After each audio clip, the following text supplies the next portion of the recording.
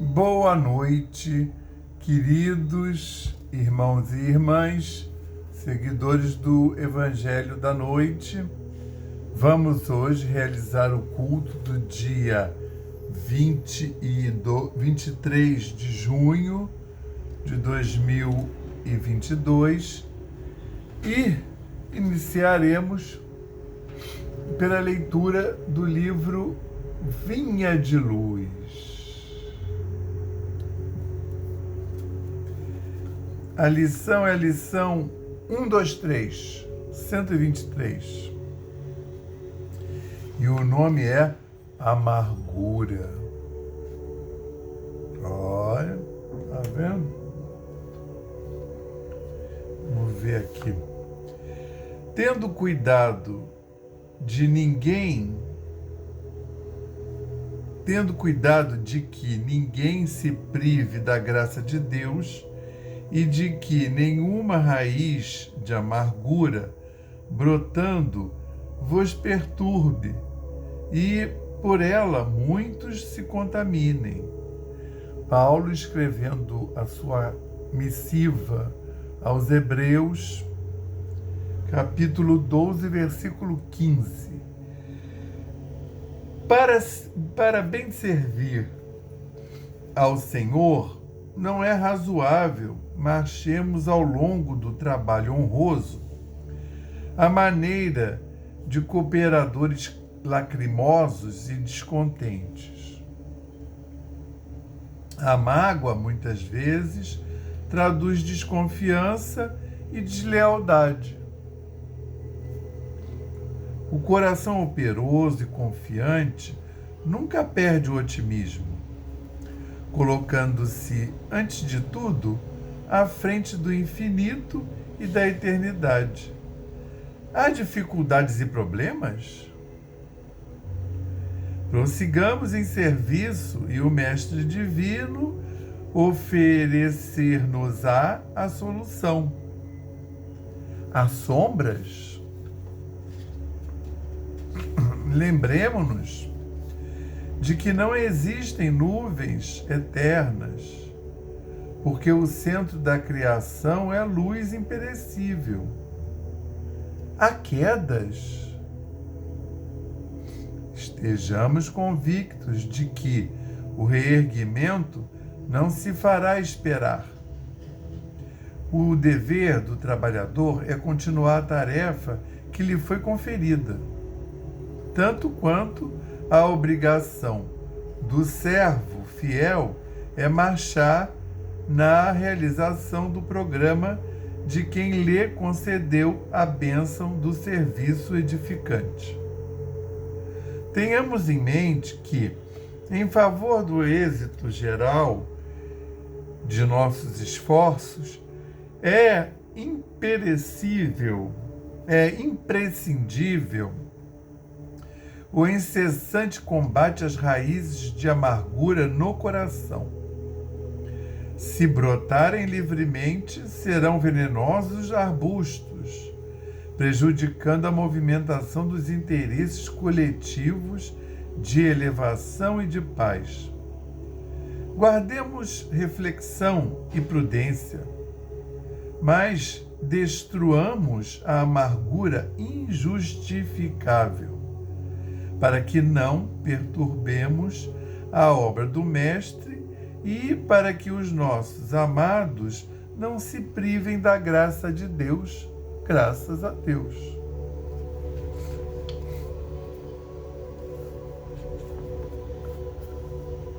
Graças a Deus, graças ao Cristo de Deus, graças ao Espírito Santo de Deus, graças ao nosso patrono São Francisco de Assis, graças a toda essa espiritualidade que todas as quintas-feiras, ou no horário que assistimos esse vídeo, comparece para realizar esse culto no lar, que é o culto do Evangelho da Noite, agora no nosso lar, participando do Salão Jordão do Amor ampliado, participando da Aliança da Fraternidade itinerante. Então, graças também aos nossos guias e protetores espirituais, anjos da guarda, espíritos amigos e os guias individuais e de família. Que todos possam ser abundantemente abençoados em suas tarefas, em suas atuações, e que nós possamos, então, ter esses minutos de comunhão mais vívidos do que nunca, abertos para receber em nossa residência física e espiritual a equipe do Evangelho da Noite, que, juntamente com os nossos guias e protetores, farão uma limpeza no ambiente, uma reharmonização e construirão um ambiente no qual poderemos aprender, aprender ensinamentos novos ou solidificar os antigos, de forma que possamos depois levar esses ensinamentos para a nossa vida diária. Jesus o Cristo unge nossas mentes e nossos corações, todos aqueles que estiverem no alcance desse culto, de forma que ele possa ser profícuo, ele possa realmente atender a todos que nele sintonizarem. Dessa forma, nós queríamos rogar a permissão do Cristo para possibilitar a abertura desse culto, dos trabalhos dessa noite. E nós vamos fazer isso dizendo o lema da nossa casa, paz e fraternidade, e o lema de Francisco, paz e bem, graças a Deus. Então, caríssimos, nós daremos continuação ao estudo do Evangelho de Marcos. Hoje nós veremos o capítulo 7, versículos 24 a 30, que o pastor Ino intitulou Cananeia. A Cananeia. Cananeia é uma região e também a mulher vindo da Cananeia, da região da Cananeia. E aí ele narra assim, só 2 evangelistas narraram esse fato, que foram os 2 primeiros, tá? O Marcos e o Mateus.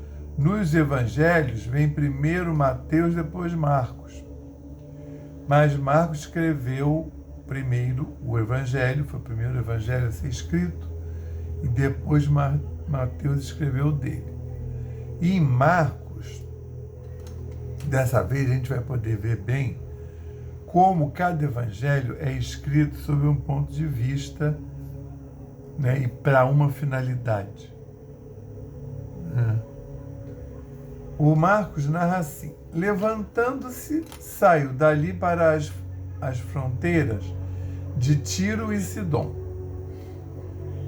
2 cidades, E entrando na casa, quis que ninguém o soubesse. E não pôde ocultar-se. Ouvindo, pois, falar a respeito dele, uma mulher cuja filhinha era obsidiada por um espírito atrasado, veio e prostrou-se a seus pés. Mas a mulher era grega, nativa da Cirofenícia, e rogava-lhe que expulsasse de sua filha o espírito. Mas Jesus lhe disse, deixai primeiro que se fartem os filhos. porque não é bom tomar o pão dos filhos e lançá-lo aos cachorrinhos. Ela, porém, respondeu e disse-lhe: Sim, Senhor, mas os cachorrinhos debaixo da mesa comem as migalhas das crianças. Então ele lhe disse: Por esta palavra, vai-te, o espírito já saiu de tua filha. E tendo entrado em sua casa, ela achou a menina deitada na cama, tendo saído dela o espírito. Então assim nos narra Marcos. E a gente vê que é uma passagem que não está dito nenhuma frase de impacto, como a anterior, as anteriores. O mal não é o que entra pela boca do homem, mas o que sai. Ou a narrativa de uma parábola, narrativa de alguma história. Aqui é a narrativa do fato que está ali ocorrendo e, quando terminar, não vai ter uma lição de moral, não vai ser dito nem em Marcos nem em Mateus. É uma narrativa pura e simples. E aí o que acontece? Você que está lendo é que interprete. Tá? E aí a gente vai usar o recurso de ler também Mateus, porque o Mateus destrincha um pouco mais, tá? Mas logo de início, o que é duro aqui, né? É a gente verificar que é Jesus negando uma coisa para uma pessoa. Já é um tópico estranho. Aí acresce que é uma mãe. E acresce que ela está pedindo para a filha. Mas a gente vai ver que ela está pedindo em primeira instância para ela, né? Que é ela que está sofrendo. E é estranho a maneira do Cristo falar com ela, né? Então, essa passagem ela é permeada por muitas palavras, maneiras de falar de época. Né? Tanto é que o evangelista, ele sentiu a necessidade de destrinchar quem ela era ela. Né? Mas a mulher era grega. Quer dizer, olha, repara, ouvindo, pois, falar a respeito dele, uma mulher cuja filhinha era obsidiada por um espírito atrasado, veio e prostou-se a seus pés. Mas a mulher era grega, nativa da Cirofenícia, e rogava-lhe que expulsasse de sua filha o espírito. E aí que Jesus vai dizer: deixa primeiro que se fartem os filhos, porque não é bom tomar o pão dos filhos e lançá-lo aos cachorrinhos. Então, é meio chocante, né? Várias coisas. A negativa, né? A fala do Marcos, que está reportando mais a mulher a grega. E aí, o que a gente vai tirar daqui? Que o pano de fundo disso é as origens, né, dos atores, dos personagens envolvidos. Então, a primeira coisa é o Jesus, que era judeu e que veio para os judeus. Então, os judeus eram um povo monoteísta, os judeus recebiam toda essa antiga lei que, nessa altura do campeonato, é o Pentateuco mais uma grande coleção de livros dos profetas, né?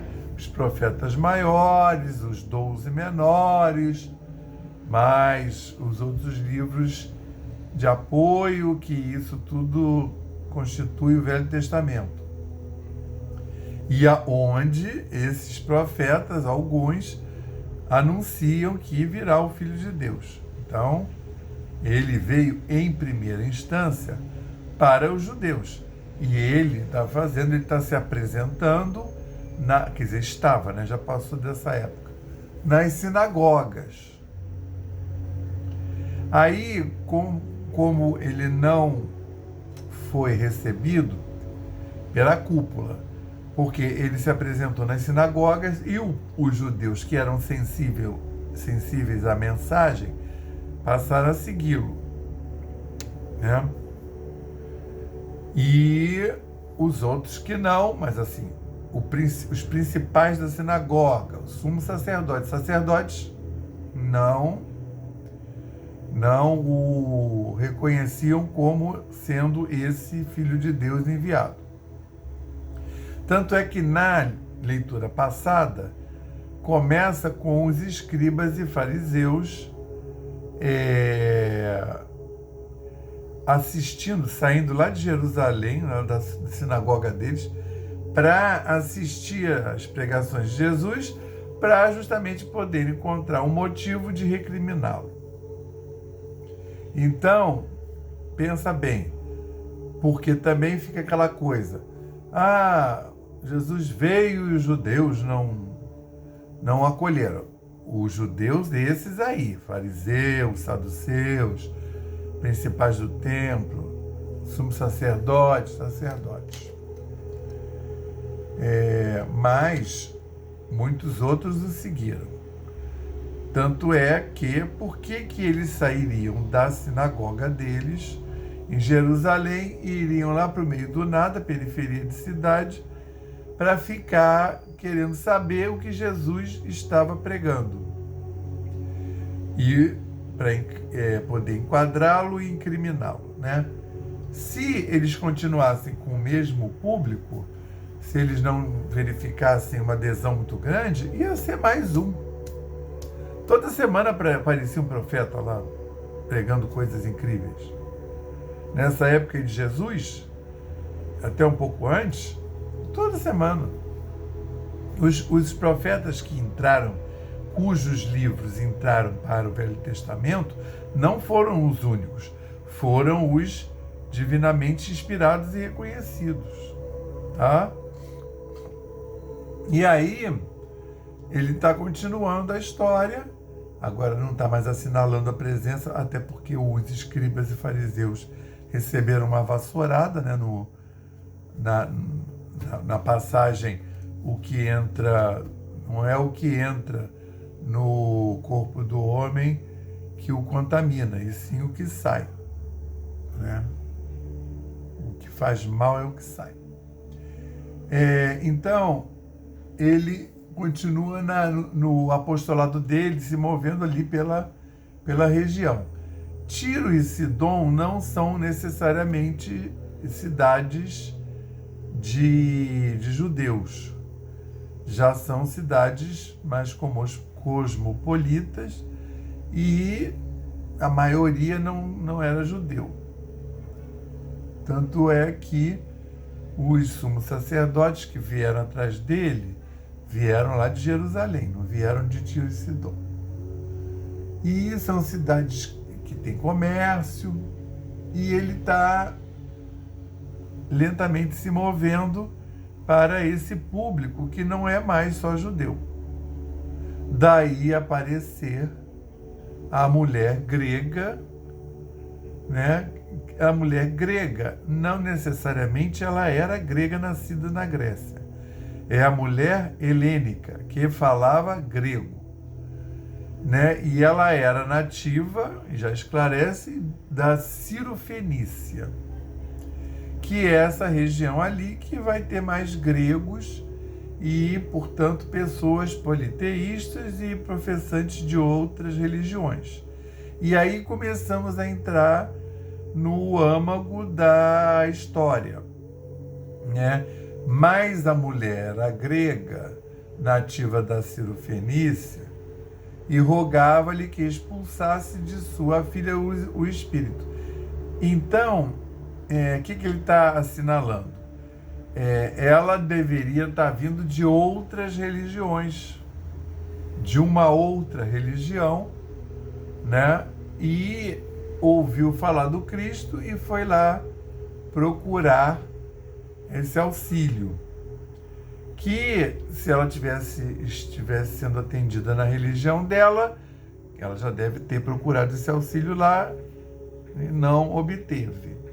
Então, esse fato, implicava numa aceitação, numa humilhação.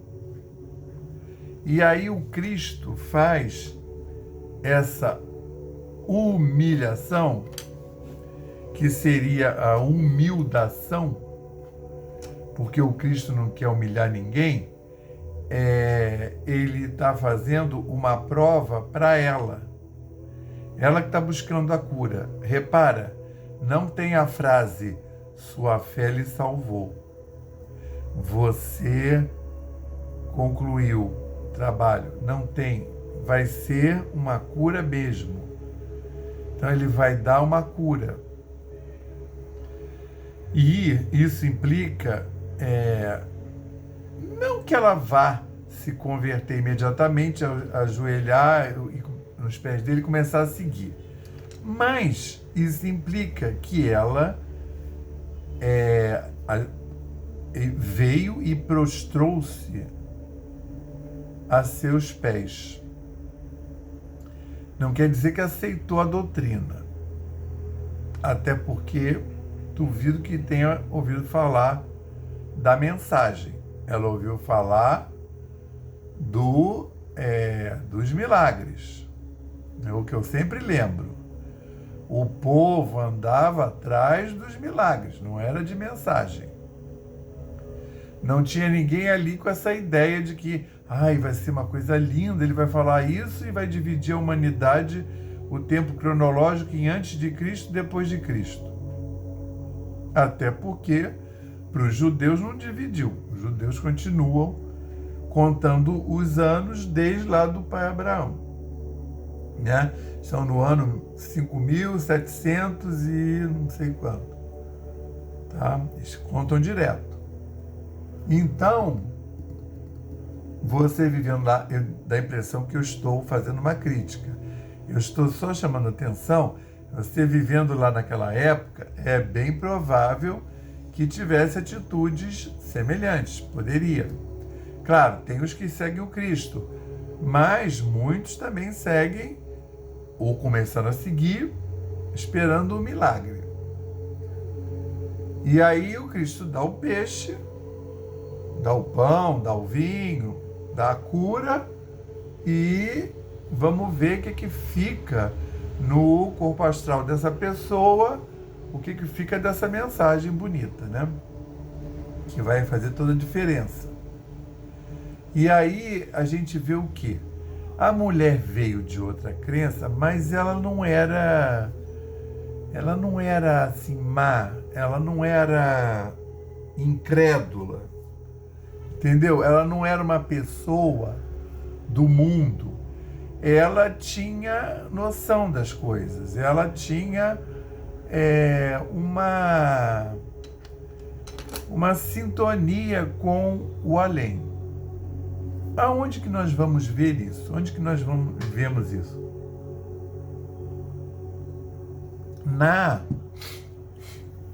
No processo de humildação dela, que vai servir para os apóstolos. Então, quem está pedindo, claro, né, é o foco da ação. Mas a história como um todo vai servir muito para os apóstolos e os outros, se tiverem ouvido os apóstolos, né, e os discípulos, os que estavam lá seguindo, se tiverem ouvidos de ouvir. Porque em Mateus, olha como ele narra. Aí repara, o Marcos ele escreveu esse primeiro evangelho para levar o Cristo para Romanos, tá? Basicamente. E outros que não vinham do judaísmo. E aí ele enfatiza que a mulher era grega, nativa de Ciro Fenícia, que isso é uma coisa deliciosa para romano, né? Agora repara em Mateus, o que ele vai fazer? Partindo dali, Jesus retirou-se para os lados de Tiro e Sidom. E uma mulher cananeia, que tinha vindo daquelas regiões, gritava-lhe: compadece-te de mim, Senhor, filho de Davi, minha filha está terrivelmente obsidiada. É estranho que ela, não sendo judia, falasse essa frase. É bem possível que não tenha falado, porque Mateus está escrevendo esse evangelho para judeus, tá? Então ele já disse que a mulher era cananeia, que tinha vindo daquelas regiões. Veio lá daquele lugar lá, onde tem gente que não professa nada. Porque o mundo se divide, judeus. Para os judeus, o mundo se dividia em judeus e não judeus. É muito simples, tá? Então, ali, a mulher não era judia. É isso que ele quer dizer. E aí botou filho de Davi para mostrar uma certa reverência, né? Compadece de mim, Senhor, filho de Davi, minha filha está terrivelmente obsediada. Mas ele não respondeu palavra. O Cristo fingiu que não ouviu. Fez os ouvidos moucos. Aí, e chegando seus discípulos, rogaram-lhe, dizendo: despede-a, porque vem gritando atrás de nós. Então, essa lição passa a ser para aqui diz os discípulos, né? Não fala apóstolos, mas os apóstolos também eram discípulos. É para todo mundo que ouviu. Entendeu? Os caras, depois da rogativa, né? Minha filha está terrivelmente obsidiada. A gente induz que era uma criança nova, porque em Marcos fala que a minha filhinha, né? Mas Jesus, aí despede-a. Mas Jesus respondendo disse: não fui enviado senão as ovelhas perdidas da casa de Israel. Ou seja, ela era uma pessoa que está entendendo o que está se passando. Então ele está dizendo, todo mundo diz que eu vim para os judeus e agora vem os não-judeus me pedirem coisas. Então que fique tudo muito bem claro o que está acontecendo, para a pessoa arrumar isso na cabeça dela. Então esse é o segundo nível, que é uma outra maneira de dizer não. Aqui está marcado bem os 3 níveis de não. Eu vim para cá. Aí, contudo, aproximando-se, prostrou-se diante dele, dizendo: Senhor, socorrei-me. Terceira vez. Senhor, socorrei-me. Não, essa é a segunda vez.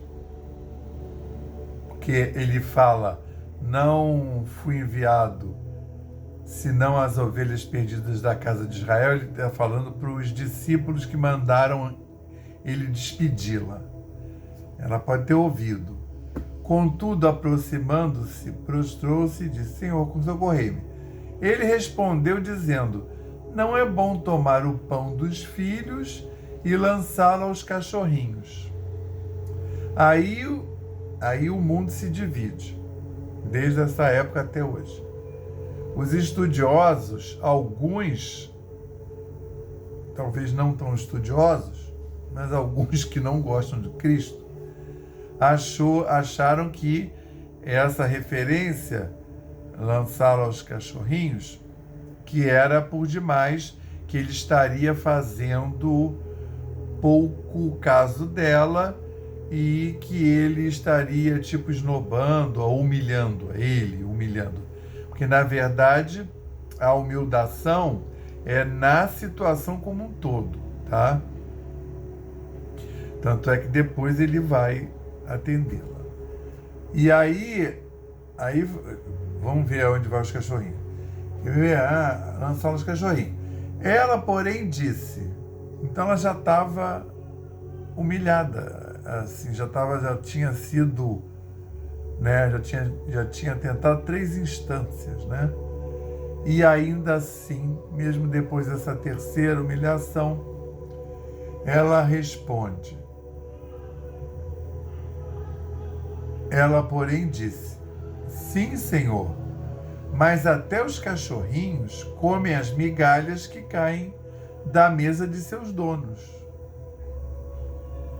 Ou seja, ela estava plenamente ciente do que estava fazendo, ela queria muito, e ele então responde. Então, respondendo, disse-lhe Jesus: ó mulher, é grande a tua confiança, faça-se contigo como queres. Que seu pedido seja atendido. E desde aquela hora, sua filha ficou curada. Em Marcos. Então ele lhe disse: por esta palavra, essa que ela fala, os cachorrinhos também comem as migalhas, por esta palavra, vai-te, o espírito já saiu da tua filha. E tendo entrado em casa, ela achou a menina deitada na cama, tendo dela saído o espírito. Ou seja, o que a gente viu aqui? A questão do cachorrinho também é citada por Marcos. Entre aspas, então dizendo que foram as palavras de Jesus, mas Jesus lhe disse: deixa primeiro que se fartem os filhos, porque não é bom tomar o pão dos filhos e lançá-lo aos cachorrinhos.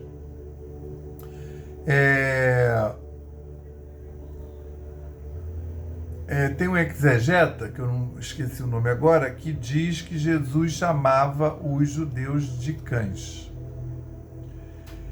Assim, vocês já devem até saber o que eu vou objetar. Os judeus, assim, Jesus era judeu, Maria era judia e José era judeu. E todos professantes. Então, assim, ele achou essa referência, acho pouco provável, né? E tanto é que o único lugar dos evangelhos é aqui, esse negócio. Os cachorrinhos aí é no sentido de ter uma ordem de atendimento, né? Uma ordem simbólica. Deixa primeiro, em Marcos fala assim: deixa primeiro que se fartem os filhos, porque não é bom tomar o pão dos filhos e lançá-lo aos cachorrinhos. Em Mateus, não é bom tomar o pão dos filhos e lançá-lo aos cachorrinhos. Então, o que acontece? O foco ele não estava querendo dizer que ela era o cachorrinho, ou a filha dela era o cachorrinho. Ele está fazendo uma imagem alusiva de que ele veio para os judeus e está entregando tanto é que as terras aonde ele está passando, basicamente, era a Judéia, Galiléia, que era lugar de judeu. Mesmo a Samaria, os judeus na Samaria também eram judeus, só que de outra linha do judaísmo. Então ele está andando por lá e faz incursões de vez em quando, pega o barquinho, foi do outro lado do lago de Genezaré, para ver lá na Decápolis, que eram lugares onde não tinha, a maioria não era judia. E ele é expulso. Então, mas ele faz as incursões, né? Que aí vai jogando a palavra lá. Quando ele morrer e os apóstolos começarem a fazer as suas missões de peregrinação, principalmente o Paulo, aí eles vão encontrar já algumas sementes plantadas, tá? Não vão começar do zero. Então, vão encontrar inclusive gente que nem ouviu falar de Cristo, mas segue João Batista. Quer dizer, o João Batista quase que vira uma religião, né? Aquilo que João Batista pregou, que viria o Filho de Deus. Então, tinha adeptos de João Batista, né? Coisa que não era difícil, porque João Batista, como todo mundo sabe, foi tão bem sucedido em suas tarefas que auriu muitos discípulos. Então, é isso que a gente tem nessa passagem, observar essa humildação e até uma questão dela humilhar-se no sentido de reavaliar todo o contexto, né, de vida dela. Foi para ela e foi para os discípulos.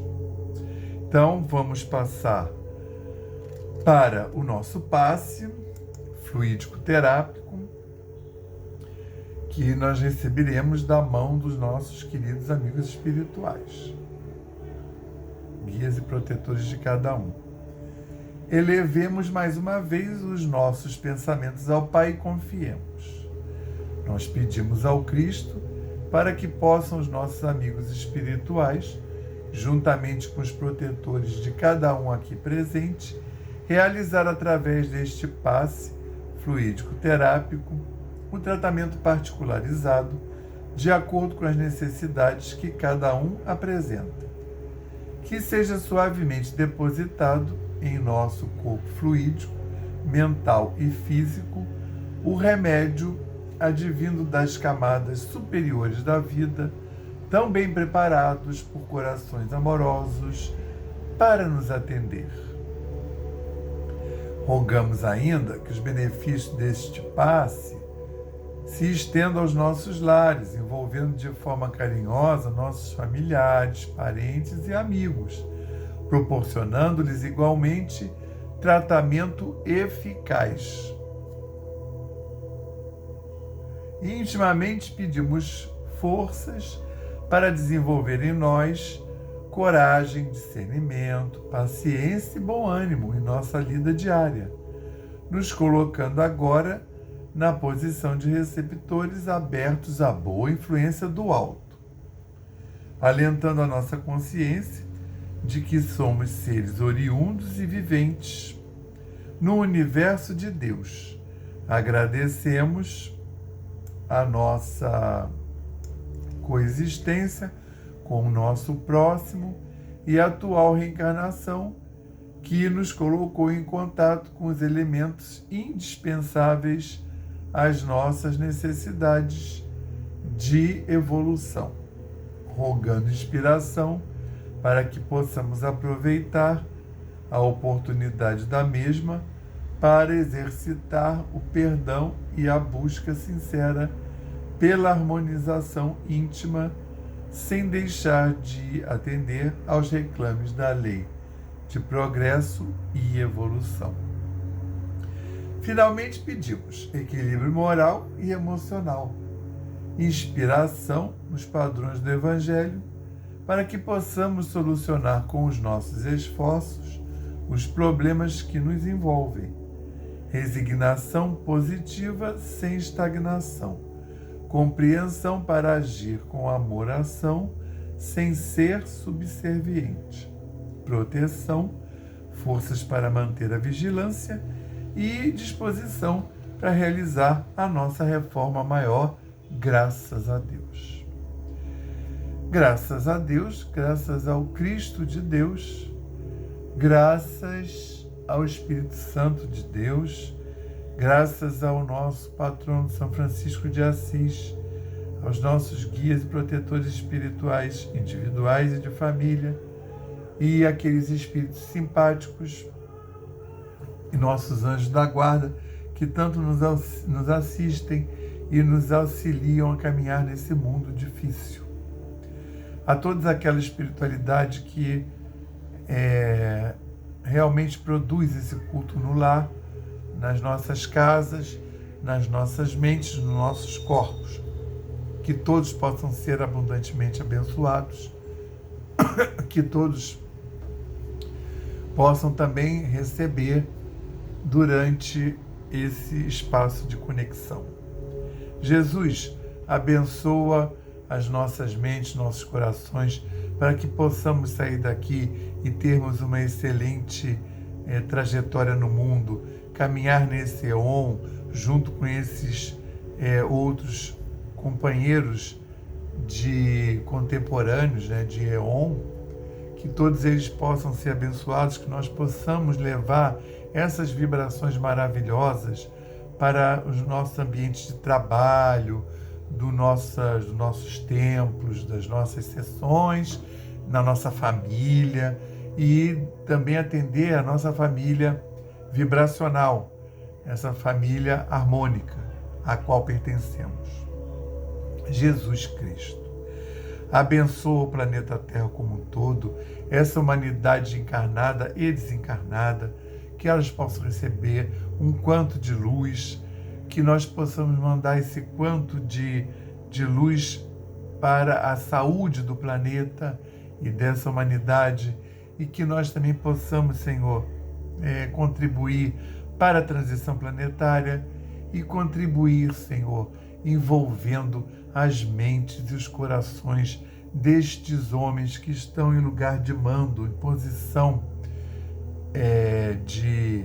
de poder ou de detenção de vastos recursos materiais, de forma que as decisões desses homens podem influenciar etnias inteiras, populações e povos.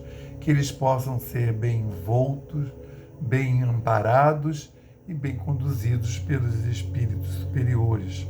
Que eles possam fazer a melhor intercessão possível para a situação. Dessa forma, Senhor, pedimos a Tua permissão para dar por encerrado o culto do Evangelho da noite de hoje, dizendo o lema da nossa casa, paz e fraternidade, e o lema de Francisco, paz e bem. Graças a Deus, que tenhamos todos uma excelente semana na paz do Cristo. Obrigado.